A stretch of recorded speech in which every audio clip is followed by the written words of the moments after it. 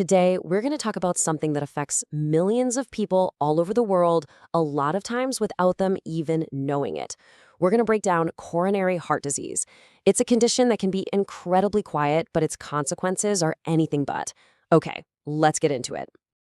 So, just to give you a sense of how big a deal this is, let's start with a question. What do you think is the #1 cause of death globally? The answer? Well, it actually surprises a lot of people. It's heart disease. And what's wild is that the most common type of heart disease doesn't start with a bang. It starts silently, deep inside the very blood vessels that keep our heart pumping. It's the slow, quiet process that you might not notice for years, until it's suddenly a very big problem. To really get a handle on this, we need to understand how our own bodies can, in a way, work against themselves. Let's take a look at how our arteries can end up under attack.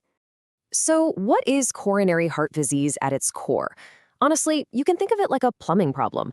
Your coronary arteries, those are the pipes that supply blood to the heart muscle itself, they start to get narrower and narrower. And that's all because of a buildup of this fatty stuff called atheroma, which creates these patches or plaques along the artery walls. Now, that might all sound a little abstract, so let's actually see what it looks like. We're going to walk through step by step how a perfectly healthy artery can turn into a dangerously blocked one. All right, let's follow the whole process right here. We're starting with a normal, healthy coronary artery. See how smooth the lining is? It's a wide open channel. Blood flows through there easily, delivering all that essential oxygen to the heart muscle. But this is where things can start to change.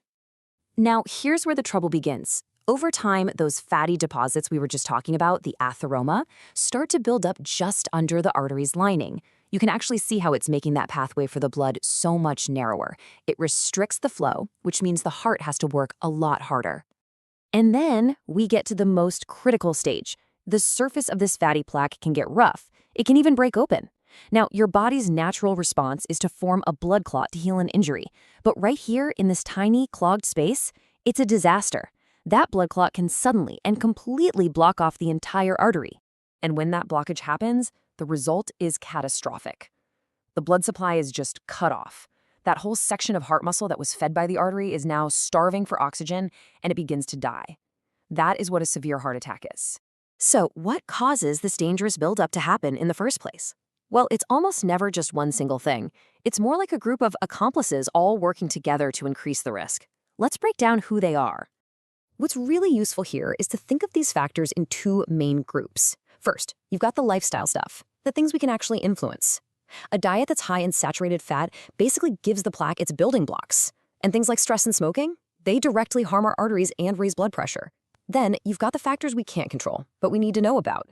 Your risk just naturally goes up with age. Men are generally more likely to get it. And if it runs in your family, you might be genetically predisposed. I know after hearing all of that, it's pretty easy to feel like it's out of your hands. But it's not.